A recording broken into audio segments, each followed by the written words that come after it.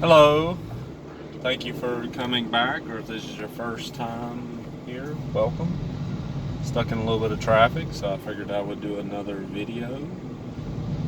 This video series that I do is talk about Dharma, and I do it while I'm going down the road, as if you're in the vehicle with me. So I realize there is some noises that you wouldn't hear if I had it set up, for example, in a room.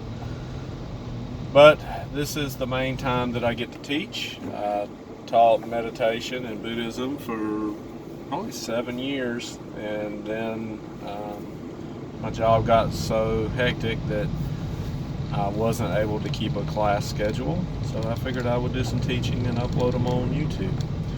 I hope that everyone enjoys it.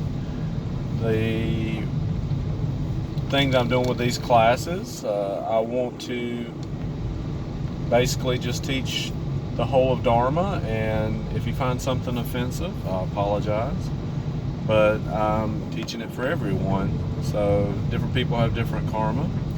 I hope that if you do find something offensive, that you'll keep watching and practicing, and maybe it can benefit you in some way. So that brings me around kind of to the topic of this talk. I wanted to talk a little bit about something that causes a great deal of suffering in our lives. We always, or most of us I should say, there's probably some that are very advanced, I shouldn't say all. I would say that most of us, if we're to be very honest about the situation, we're constantly pulling toward things that we want, that we think, oh, this will make us very happy. If I only had this, I would be completely satisfied. And we're pushing away from the things that repulse us, or that make us angry, or that we feel is disgusting. Sometimes we think that this may make us feel bad, so we push away from it. So we're constantly pushing away from things we don't like, and we're pulling toward things that we do like. So the pulling toward things is attachment. So we think, gotta have this. And sometimes that pull is in things that we may already possess. For example, we might have a partner that we feel like we've got to have them, so we grasp a hold of them very tightly, and then if they leave, then we feel suffering. Or if we have a car, for example, it's a very nice car in our eyes, and so we develop a lot of attachment around it, and we think that this is bringing us happiness, this car that I have. So therefore, if we get into a wreck with that car, there's a tremendous amount of suffering. So where does the suffering come from? Is it the car, or is it the partner? I would suggest that it comes from the attachment itself. So it's the grasping after these items, these people, these places, and these concepts. You know, sometimes we grasp after like a political view or a religious view so tightly that if anybody differs from you, then it's immediately brings us, almost like they intentionally tried to harm us, and so therefore we feel hurt by that. So these are strong attachments, even to our views. So I believe that we should just be a little less attached to things, but also it's the middle ground. So even the things that repulse us, that we have this concept that is inherently negative. So on the things that we're drawn to, we have a concept that these are inherently positive or inherently good things. So on the opposite end, we have the concept that this is an inherently bad person, or this is inherently a bad town, or this is inherently a bad trip, like I'm driving down the road right here, or this is inherently a bad traffic. So we feel that, like, for example, if we get stuck in traffic like I was just in, then we feel pain and suffering. But I would say that it's the idea of it is where the pain comes from. That strong aversion to it. So if we feel like we've got to be put in that, we feel like somehow we've been wrong. So therefore, sometimes anger or the start of anger, frustration arises. So I'd encourage you to be patient in those situations and try to look at it and see, is the situation inherently bad, or is it just my mindset toward the situation that makes the situation bad? So I think one of the minds that's very wonderful to have, if you can create just a little bit of space, so whenever you're dealing with either situation, because it's constantly going on, the pull, push, pull, push, pull, push, pull, push, and it's all these things that we constructed as what's good and what's bad. And I would encourage you, if you could create just a little bit of space and try to watch your mind in these situations. So not so much focus on the traffic, but focus on your mind and see what's going on the inside of me. You know, if you can start to get to where you can catch the beginnings of attachment or the beginnings of the frustration, then I would say that you can actually control your mind. Most of the time we don't even notice that our mind has been frustrated at all until we're completely angry, we're blowing up, we're cussing or flipping off the people or the cars in front of us, or throwing out things that we feel are frustrating us.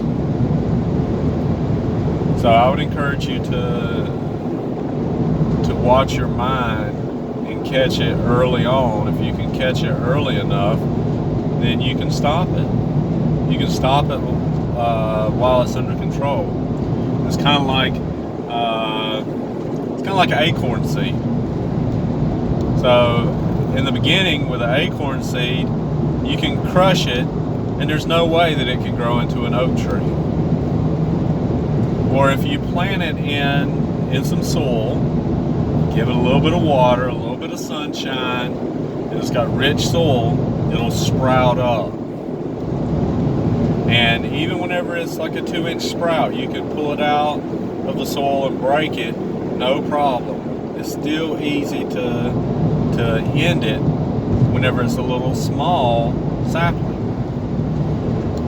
But once you plant it and it grows for a couple months and it's 1 inch around, it's very difficult to pull it up by its roots at that point in time. You can still snap it, but the roots have taken hold.